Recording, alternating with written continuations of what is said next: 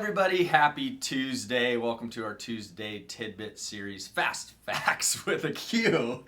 I don't know if you watched last week, but it was a kind of a funny blooper there to open it up.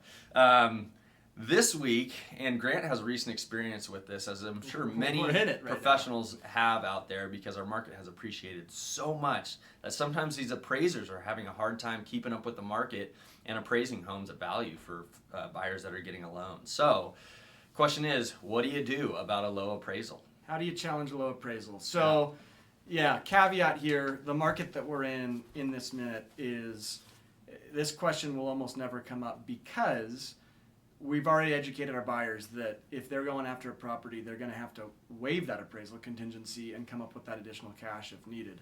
But in some cases, that's not doable. Sometimes you don't get into multiple offer situations. Again, very rare right now, but it happens.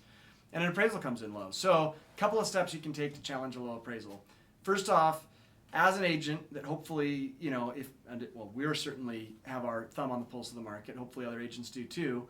But you can come alongside that appraiser and you can add your own comps that you think are relevant to that property to help support the price, a higher value. The other thing you can do, you can talk to the lender about ordering a second appraisal. And if a second appraisal comes in higher or even at the full value that you're wanting, they'll go with that second appraisal. The cost of that is what's negotiable. It would default to the cost on the buyer's end, but that's something that a buyer and seller can negotiate out who pays for that second appraisal, because obviously the seller benefits from that higher number as well, so that they don't. I mean, if you get into a situation right now where an appraisal comes in low and the deal is kind of shaky, it also means the seller probably is a little nervous that if they have to put it back on the market, they're not going to do any better than the offer they have on the table. So, and if neither one of those are successful, unfortunately, you have to go back to the seller and ask for them to do some sort of price reduction to a level that the buyer can financially make work. And if buyer and seller don't agree to that, unfortunately, at that point you have to terminate the transaction. Earnest money is returned to the buyer because it is most likely contingent on the appraisal. Yeah.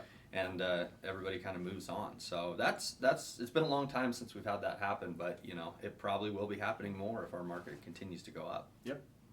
So hope you enjoyed that fast fact. The fast fact, geez, I'm never going to live this one down. All right, you guys. Well, we got a couple more in this series coming up, so we'll see you guys next week. See ya.